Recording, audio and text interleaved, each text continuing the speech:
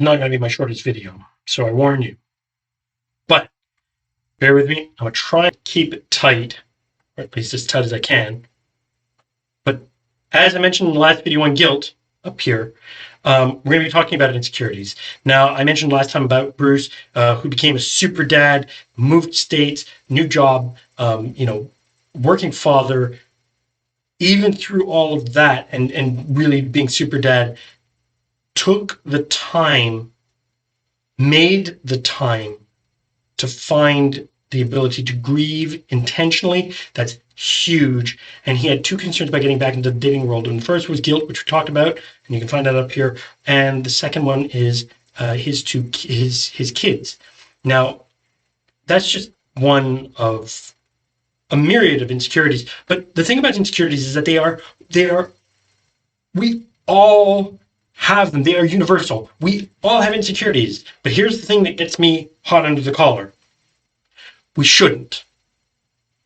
We shouldn't, because it's not a natural state. It's a societal construct. It's one of the many lies that we have been told, that we've been made to believe, that we should feel bad about these things. We should be more supportive of each other around these things because it is universal. But if you doubt me on that one, there's this quote.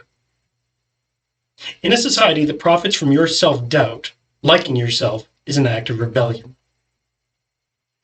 And it's true, because there are whole industries in our society that profit off our self-doubt. And I mention this because there is one universal fact about all insecurities. They always seem so much bigger to us than to others. And that's not to downplay the emotional aspect or the perception of it. And I will explain why they seem so much bigger, but bear with me. So without getting into a comprehensive list, let's dive in. All right. One of the biggest categories of insecurity is body image. Now, our society has rampant issues about it. Men, women, boys, girls, you're too skinny, you're too fat, you've got too much hair, you don't have enough hair, you don't have hair in the right places, your legs are too long, you're not enough torso, or blah, blah, blah.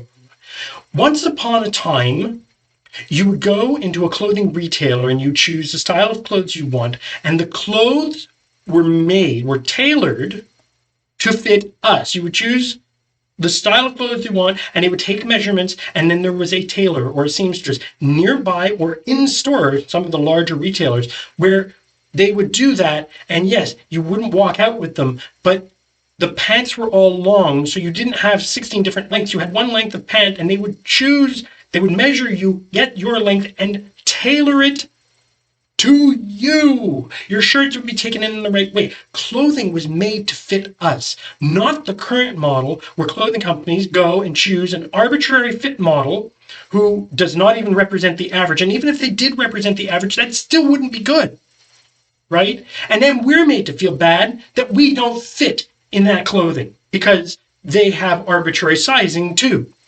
That's ridiculous. We compare ourselves to others, whether it's social media, regular media, movies, magazines, books. We compare ourselves all the time. In a lot of cases, we compare ourselves to our younger selves. Oh, I used to be so much more fit. Oh, I didn't have so many gray hairs. There was a wonderful birthday card that my late wife had gotten at one point that said, "Do not regret growing older. It's a privilege denied many." And I absolutely loved that. And the worst part for me is that our society, when you take the time, when you devote time to your self-care, to your body image, it is sometimes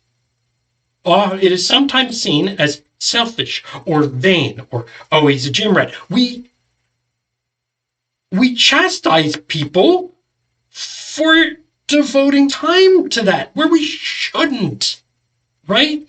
Look, we're stressed, we sleep less, we work more, we're always on call, we're always being pulled away from our self-image by the device that is always within arm's reach. Bing, bing, bing, bing, bing, bing, bing, whether it's emails, so instant messaging, social media. I mean, we are always on call. We are wired, not quite 24/7, but it's getting there. So is it any surprise that we as a society have issues with our self-image? And it applies to mental health too. Social media is the same thing as the clothing example.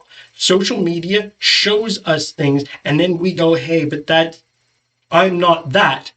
And we compare ourselves, and we drive ourselves crazy. It's nuts.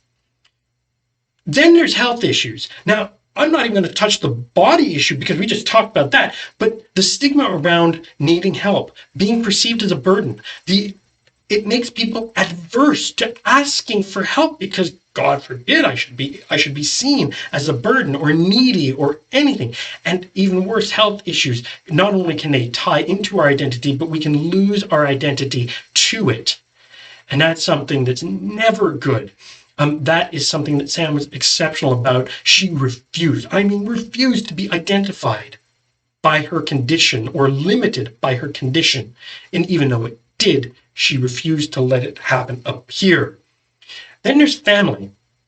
Whether that's you have children, which is the simple side of it, or maybe you have a complicated family dynamic. Maybe there's feuds or grudges, complicated dynamics, obligations or commitments because you might have older parents that you have to care for, or perhaps a sick family member. Perhaps you have children with special needs. That's just some. There could be things around politics, legacy, reputation, family business, money issues within the family. Too much money can be a thing, right? It could be an insecurity, and family demands, expectations, even issues of racism in or around the family. It's a thing, especially when you talk about mixed families or larger families, extended families. It can be a thing. So that's just, you can have insecurities there, especially around your life situation where the loss caused you to lose your home, income, benefits. Maybe you lost a long-time job, or there's financial downturn. Maybe you just moved and your life is in boxes, and you haven't had the time with work to unpack and to get your life in the kind of order that you want. Well, not all of our lives are going to be in order, and this is just the tip of the iceberg. But here's the trick.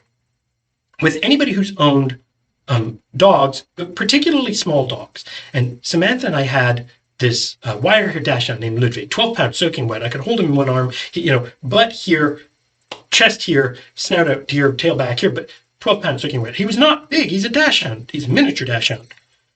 Sausage dog, for those of you who don't know dachshund. But anyhow, he was not a big dog, but dogs demand attention. Dogs are always in your face. Dogs demand care and attention and whatnot, and they seem so much bigger because they take up so much of your attention and so much of your mental bandwidth that they are so much bigger than their actual size. And that is the same with insecurities. Insecurities are so big because you're so close to them, and because they take up so much mental bandwidth, because they take up a portion of your perception when especially a possibility of a new relationship comes up, that it consumes a notable part of your perception, and it just seems too gargantuan. It seems overwhelming. It seems scandalous. Interesting word, isn't it? Scandalous. And the answer lies in that. The answer lies in having a plan and knowing when to talk about it, when to divulge, when to lead the story. Why? Because a scandal happens when the story gets out and you have to react to it. You have to wrangle it like an angry bull. That's not helpful. What is helpful is if you come out and you control the narrative. And think about this, if somebody comes out and says, scusi, mi dispiace, I'm sorry, I came out, I did something, I did a thing, it went bad, I screwed up. I'm going to do what I can to fix it, but please bear with me. That goes a long way. It engenders a lot of goodwill, and it shows trust in the willingness to share that vulnerability.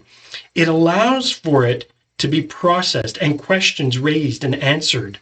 It allows you, with whomever you are, your potential partner is, to find a way to move forward with it together, especially if it's not as big an issue to them as it is to you, which can make it far less of an issue to you because we often psych ourselves out with it.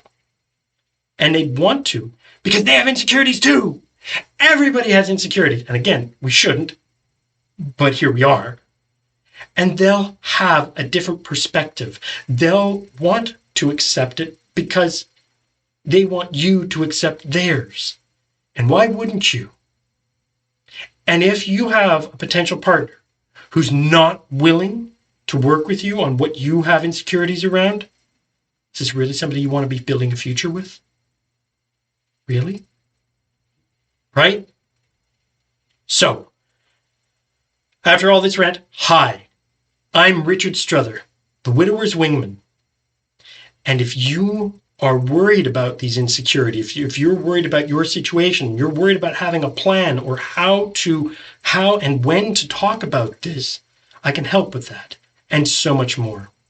Find me at thewidowerswingman.com, and you can book a free 45-minute, well, it says 45 minutes. You can book a free call with me. I'm not a stickler for time. I have to put 45 minutes in for the system.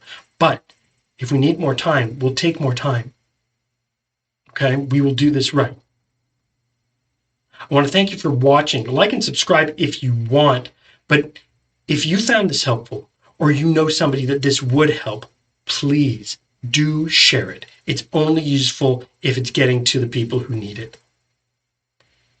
I look forward to meeting you, and I'll see you in the next video if I don't get to meet you first.